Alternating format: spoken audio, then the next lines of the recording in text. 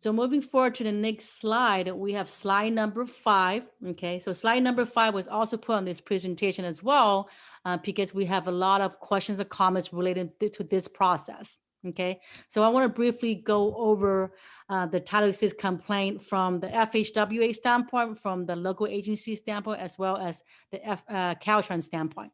Okay, now the first one you see, which is the Caltrans Office of Civil Rights process. Okay, we mentioned this on the previous training as well, that all FHWA Title VI complaint received by the local agency are to be forwarded to Caltrans to be submitted to FHWA division office.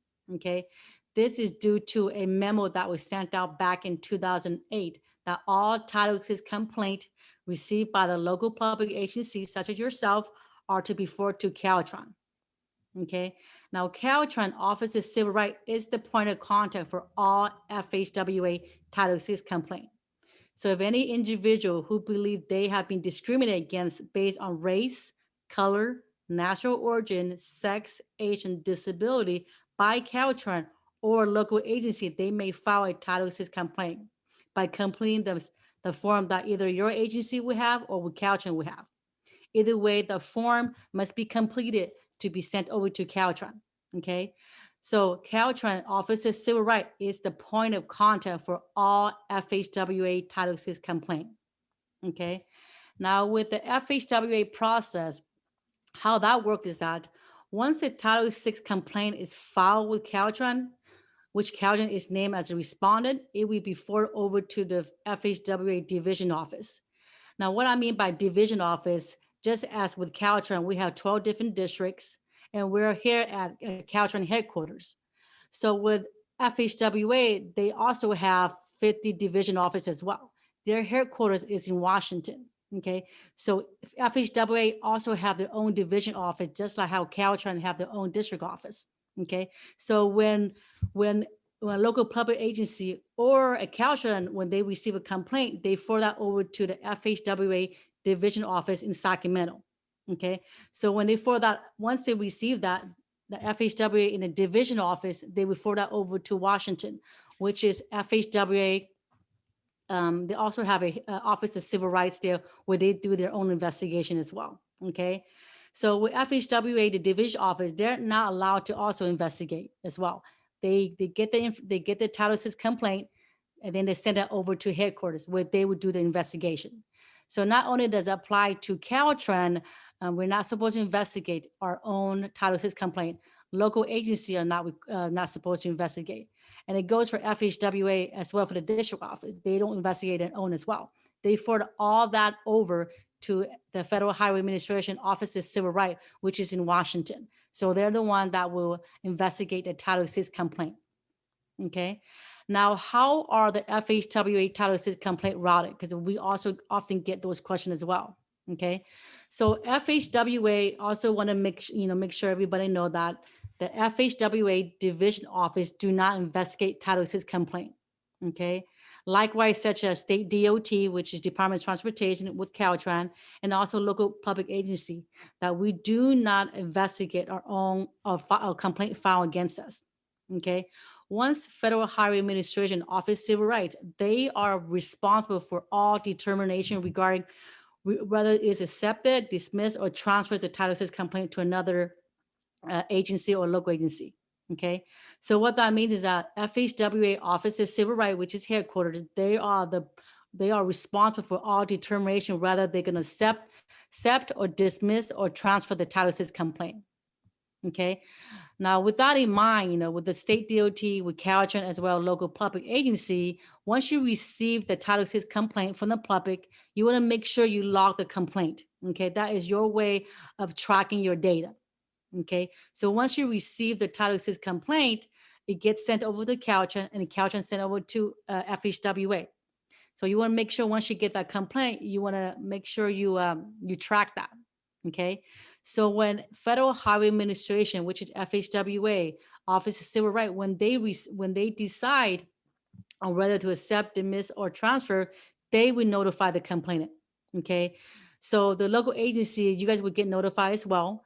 Once FHWA decided what they plan to do, did they plan to accept, dismiss, or transfer, they would notify the local public agency as well as the complainant. Whoever is filing a complaint, they will reach out to them and notify them.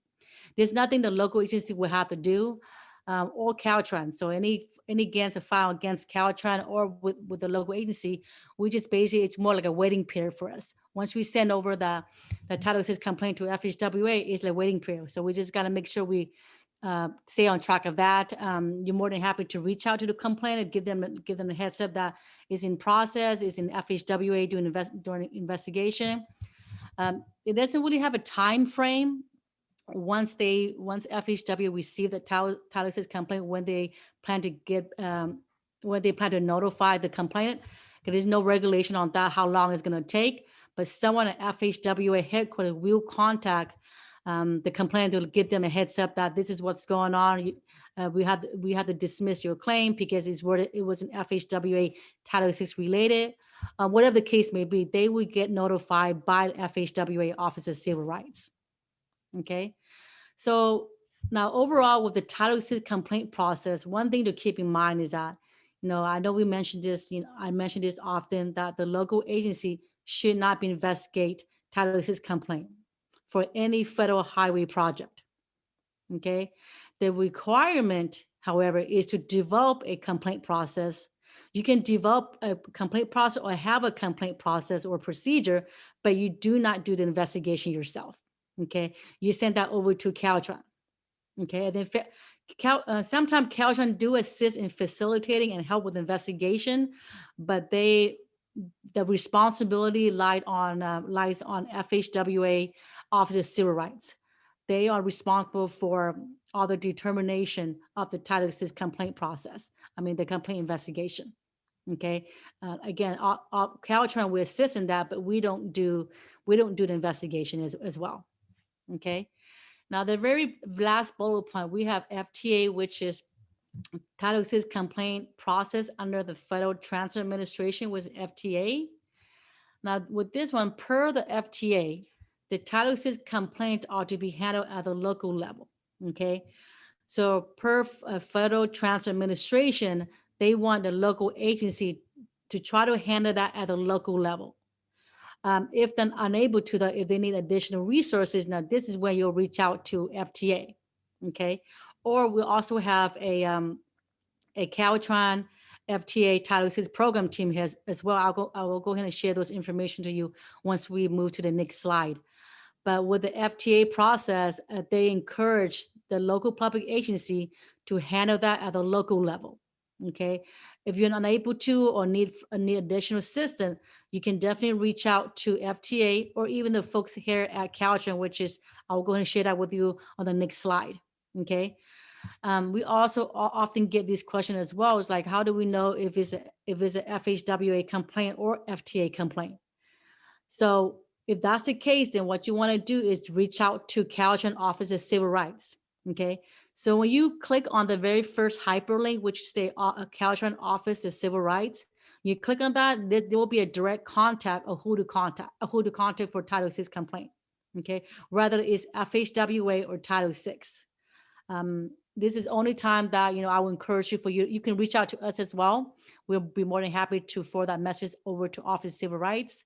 So when in doubt, if you don't know if, it is an FHWA complaint or FTA complaint, then just reach out to us and we can go ahead and forward that over to our Caltrans Office of Civil Rights team, and they can go ahead and determine if it's an FHWA or FTA complaint. Okay. Now this next slide, as I mentioned earlier, now these are your folks, Caltrans FTA Title VI contact. I know the purpose of this training is for FHWA Title VI. However, our other counterparts is the FTA, okay? So these are the folks, Christopher as well as Sharon. So any questions that you have related to FTA, these are the folks that you want to contact, okay? Now they are the subject matter expert related to Caltrans FTA Title VI program, okay? So again, they're the folks that also, approve the Title VI program plan. If some of you guys are aware of that, the Title VI, FTA Title VI program plan are to be submitted every 3 or 4 years to Caltrans for FTA approval. So they're the one that it will either accept it or deny it. So they don't approve the plan, they call it accept the plan. Okay. So these are the two contacts that you want to reach out to when it comes to FTA. When it comes to FHWA related issues, that'll be something that Daniel, myself, Annette can go ahead and can further assist you. But with FTA, these are the two individuals that can go ahead and further assist you on this. Okay. And then are we good with time? Yes, looks like we are about 2:40. Yay. Okay. So we got plenty of time. So we want to make sure that we don't have the same issue we did last time we ran out of time. So we definitely have a lot more time left to help you guys out this time around. Okay. Now I will hand it back to Daniel, where he's going to go ahead and address the remaining of the Q&A. And then after that, we will open up the floor for any verbal questions and comments on the phone. So raise your hand or a chair can unmute you. That's after when Daniel gonna be presenting the next slide and where he's gonna go over the Q&A with you all. Okay. All right. Let me go ahead and pause this. Daniel, I'll go hand this over to you and I'll open the Q&A. Give me a second here, folks. I'm gonna click on the hyperlink and I'm gonna open up the Q&A so you all can see.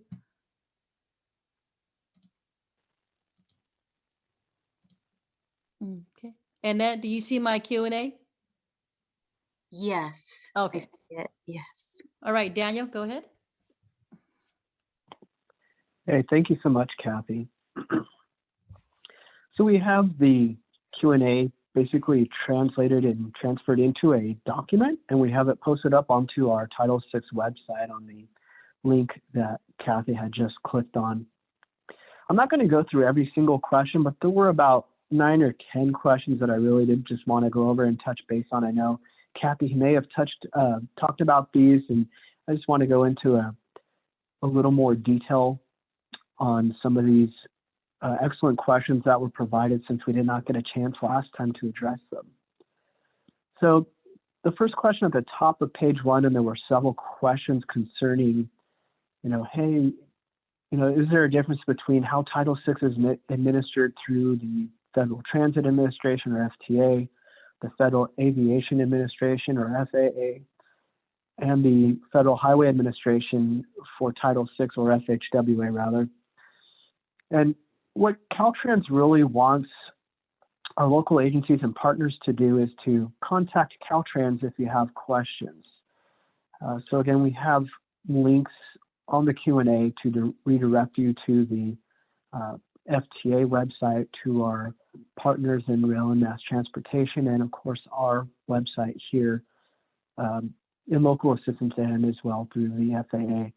So even though the Title VI program was issued on behalf of the Department of Transportation, each branch of the U.S. Department of Transportation, such as the FTA, FAA, FHWA, may have their own little differences of how they want it implemented.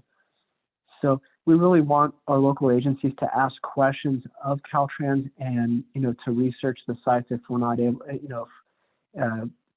if we're not able to provide that, or if you have more specific questions onto them, and come back and ask us again.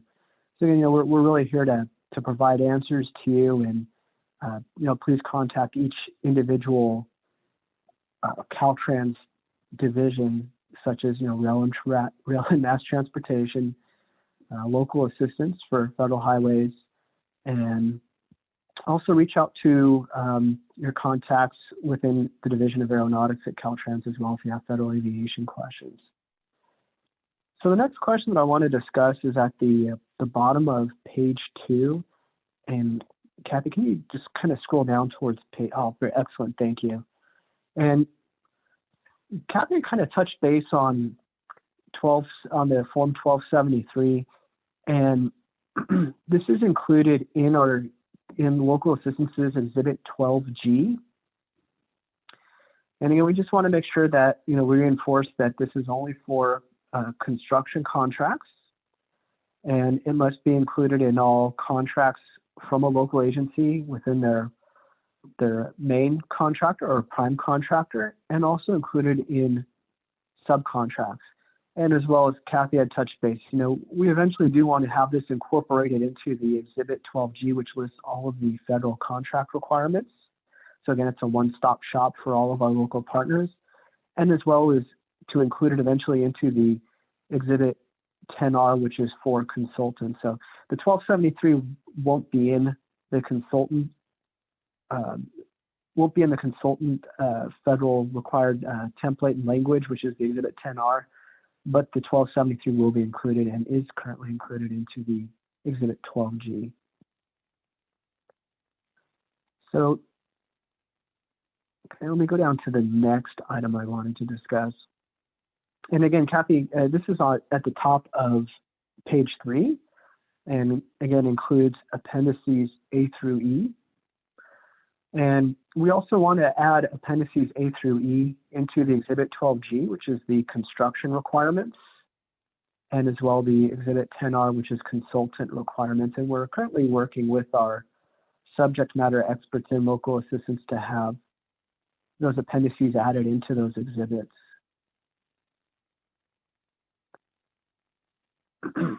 At the top of page 4, we had some really good questions on Title VI training. So Title VI training is really interesting. And, you know, as I aforementioned that Title VI, as far as transportation responsibilities, it's included in the Code of Federal Regulations under all transportation guidance and distributed throughout basically for the U.S. Department of Transportation and its various branches.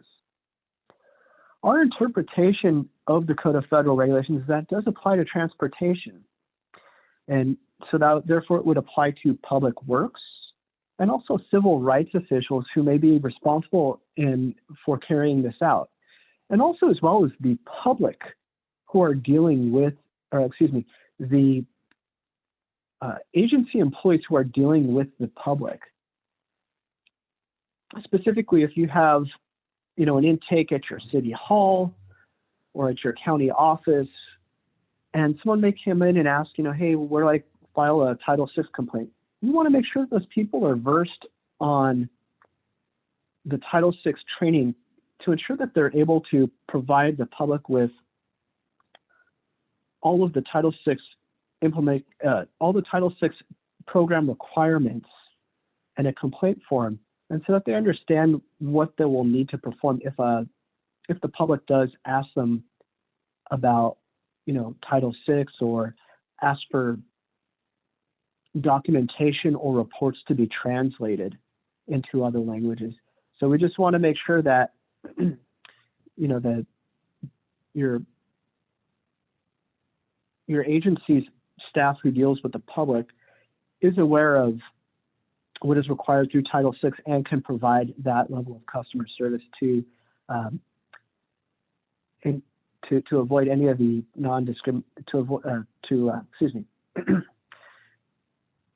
to provide, you know, that level of service and avoid any of the non-discrimination that Title VI intends to put forth.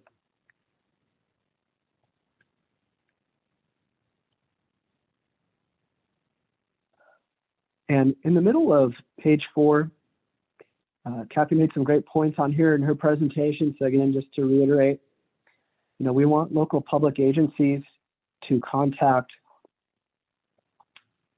the Office of Civil Rights to file their complaint. And, you know, we want basically the requirements are for local assistance is for and for Federal Highway Administration funds is for Federal Highway Administrations to provide instructions whether they're going to be investigating themselves or they're going to be having a member of the Caltrans Office of Civil Rights.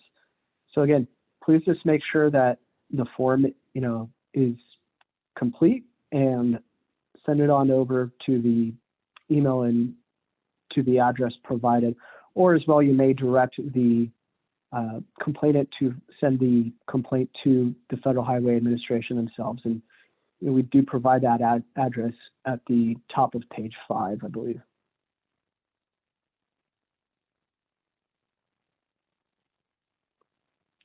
Another good question, and you know, we had several questions concerning this, is at the top of page 7, considering the 4 factors.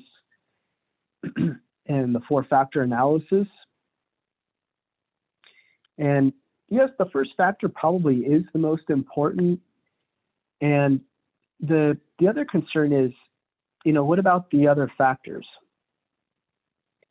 Well, we want to make sure that the four-factor analysis is vetted through and really takes the whole area of potential effect of a project and takes that mindset and is applied within the four-factor analysis. So a good example is, if there is a freeway closure or a street closure that's it's used by a lot of people, we want to make sure that it's translated appropriately, within the area of potential effect to make sure that individuals are able to get around and get to their final destination. And typically, we see, specifically for myself, I've seen examples where it is posted on the City of Sacramento's website. So again, we'll want to make sure that, when you do put out that message saying, hey, this street is going to be closed, that it's able to be translated into other languages if needed due to any of the users or any of the demographics that may be accessing that road that might be closed and will have to take a detour, so that they're not disadvantaged compared to somebody who is a primary English speaker.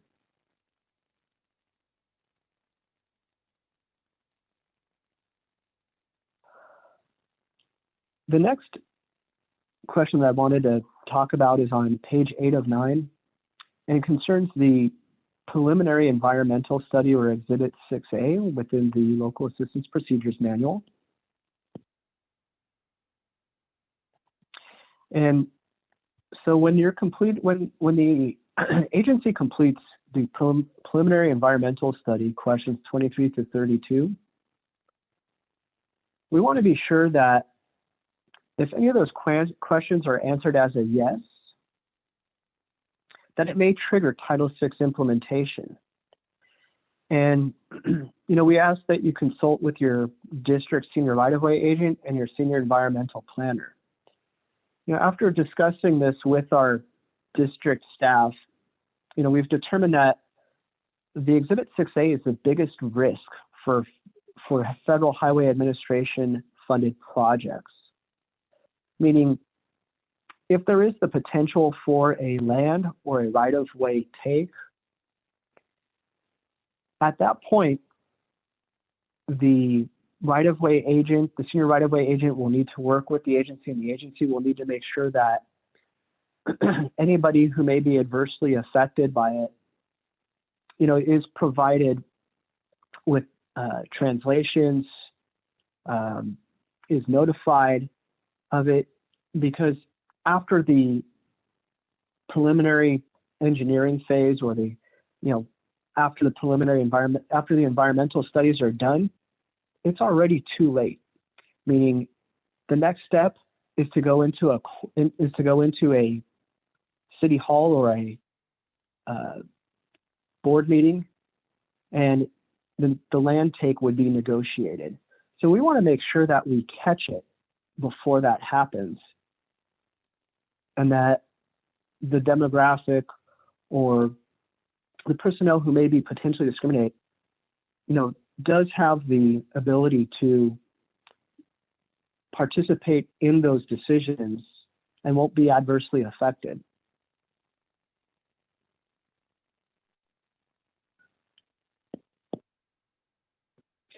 The last item I wanted to cover was on page 9 of 9, and is the goals and accomplishment document. And we had quite a few quick questions again, thank you.